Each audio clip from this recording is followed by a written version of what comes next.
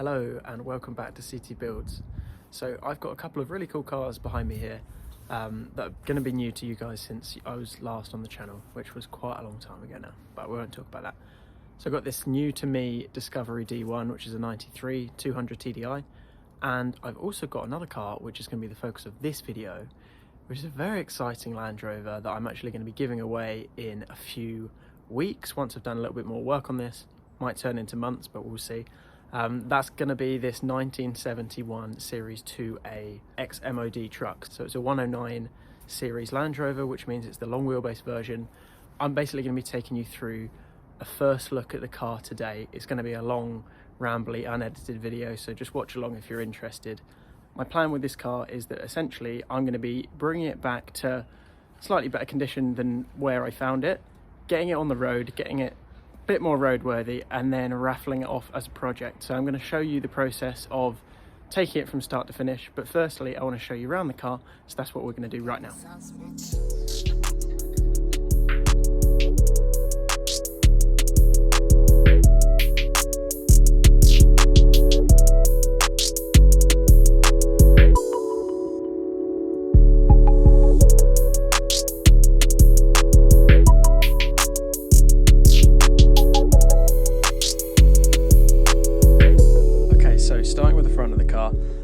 This is actually a Series 2A model. It's got a Series 3 grille fitted currently from the previous owner, which I feel like is just a common thing people did to try and make it look newer than it actually was. It's funny, the last Land Rover I had, which was the first one I've ever owned, actually the Series 3, the blue one, that had a 2A grille on it, a Maltese cross, which I'm going to be putting on there, so that's going to work really well. It's funny, that one, yeah, that was made to look older. This one's been made to look newer, so I've got the correct grille. Anyway, a little bit of rust down here, but that's kind of okay. Like, this car, I bought it based off of a pretty rubbish advert that I saw online, trusting that the chassis was good. The chassis is good, which is really nice, but it's got some rust, which you're going to see as I walk around the car. So it was a 72 2A, as I said, ex-MOD, which is the military in the UK. So it was used for something overseas. I'm not exactly sure what for. But it was originally green. I can see underneath this black paint. So coming around to the driver's side, best thing about this car delivery was that the moment that I opened the door for the first time, as you can see, it is so crusty. This literally fell off. So hello, if you can see me in the mirror. Yeah, this literally fell off. So I shut the door top just went onto the grass, which was amazing, and it's left the rest of itself down here, which is so lovely. So yeah, you can see nice and rusty down here. The Series 2A dash is intact mostly, which is nice. The most annoying thing really is that the bulkhead is just absolutely toast. Like, that will absolutely definitely need replacement. But to be honest, that's the worst panel on the car. There's rust down here. But, you know, all of these Series Land Rovers, they always go in those places. But I think with the age of the car, it's got some really cool features. All the 2A features, like the indicator with a little wheel that turns, which this wheel literally spins as you spin this to recorrect itself, which I think is really cool. Something I found, which I thought was really nice when I first came into the car, was it's got these left-hand and right-hand fuel tanks, which means as you're driving along, if you run out of one, you literally just flick it and switch to the other, which I assume was a military feature.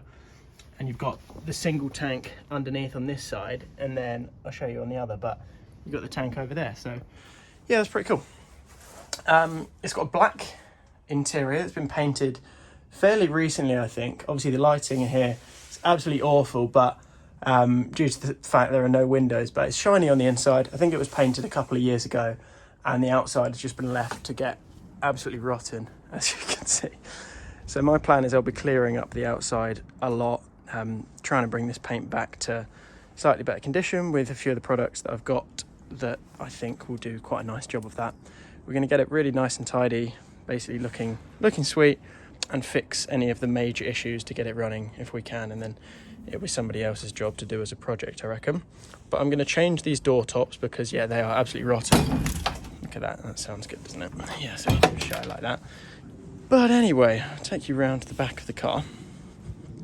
So it's a 109 model which is long wheelbase, which I think military used a lot, because they just had so many different uses for that. Yeah, my garden is extremely busy with cars at the moment, but I'll get to them in another video. Anyway, the rear cross member is pretty solid. It's got a few little bits of rust. Not the best I've seen, so maybe that could do with being replaced. Generally speaking, the car's not too bad. You can see here that the paint actually does kind of shine through where it's clean, so I've got faith that it will actually look pretty good eventually. So in the back here, there's so much load space. Obviously it's just a 3-seater for kind of commercial use, but these tubs in the back are just absolutely full of stuff. You've got like rope, got a couple of old carbs, got some easy start, all the classic, basically a load of old rubbish. That is the lovely window that fell out, so thank you for that. And then another one of these rear tubs for storage. So I think the back of this car would it would work really well to have 2 long bench seats in here, so you could roll along, have all your pals loaded up in the back. Yeah, obviously it would work really well for a camper as well, so that could be cool. Carrying on around the car, doors, they're not too rusty. They're okay, they're not too bad. J-Reg, so yeah, 71.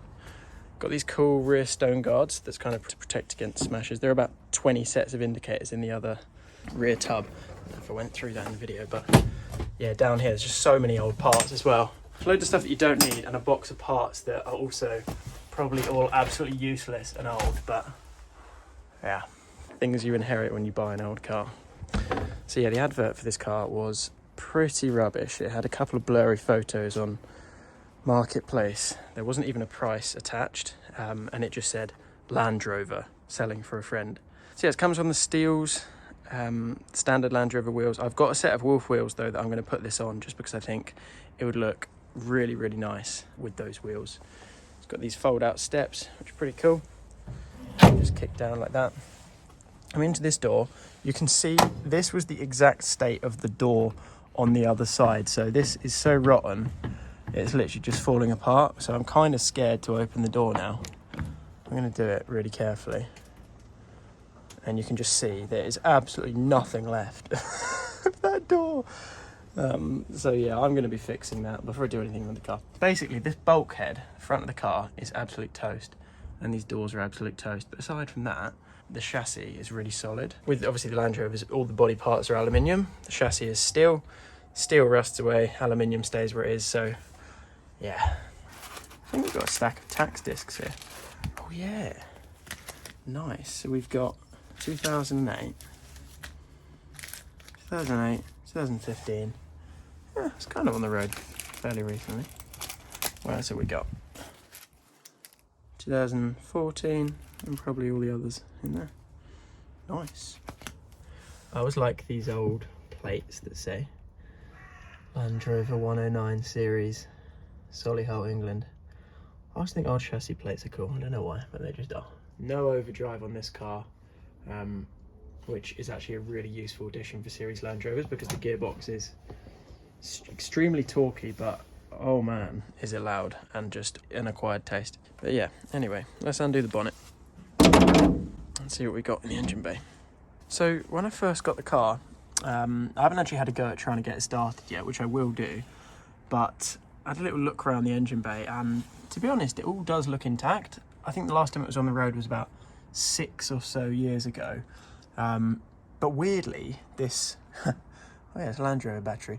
Weirdly, the battery had enough juice in it to make the brake lights work when we were getting off the trailer. So I'm actually quite convinced that we're going to get this starting. I'm quite delusional with this stuff, but petrol engines aren't too hard to work on, to be honest. It'd just be a case of new coil, probably new HT leads, new rotor arm, all the electrical ignition components I'll change, new spark plugs, maybe give the carb a little clean if it doesn't look like it's seeing much luck. And then yeah, we'll get it running. Maybe a new battery if that one's toast, but I've got faith that this old Land Rover will run again, and it won't take too much effort, but yeah, we'll see. As I said, I am pretty delusional with these old cars that everything can be fixed, and this might look like an absolute heap to some of you, because, well, yeah, it is basically, but I think it's pretty cool. I think it's a car that's got loads of history, and deserves to be put back on the road again. So hopefully you guys think that it does deserve to see the road again, deserves some attention. And if you want to follow along and see what I do to it over the coming weeks, maybe months, depending on how long I have it, I don't even know. Oh, look, a little squirrel saying hi. Get so many of them in my garden. Hopefully you guys think that it's going to be a good project. I think it's got so much potential. It's black, it's Series Land Rover, it's tax exempt, it's MOT exempt. What's not to love? I think it's going to be a great project. So yeah, that's the first little walk through the car done. I know it was a little bit rambly, but to be honest, I've been wanting to make YouTube videos again for so long, but I always get put off by the fact that there's just so much editing and production involved. So I'm just gonna bang these out as pretty raw, unedited videos. And if you want to watch, you can. If you're still here in the video, then thanks for sticking along. Hopefully you like what you're seeing and you find the stuff that I'm doing interesting. But if not, then yeah, you're not here, so who cares? Anyway, thanks for watching the video. I'm going to keep putting out stuff like this because I've got so much to do on this car and on the D1 Discovery that I've got that I will show you in a follow-up video. So let me know if you want to see a look around that car and to hear my plans with that. But anyway, this Series 2A should be progressing really nicely over the coming month. It is cold, it's January and it's England, so we're cold outside, but I'm still going to try and get as much done as I can to make it done in a reasonable time frame. So yeah, thanks for following along. If you don't already, check me out on Instagram as well, at CT Builds. I put a lot of effort into my videos on there, so hopefully that might be the reason you found this video. But anyway, catch you in the next one. Cheers, guys.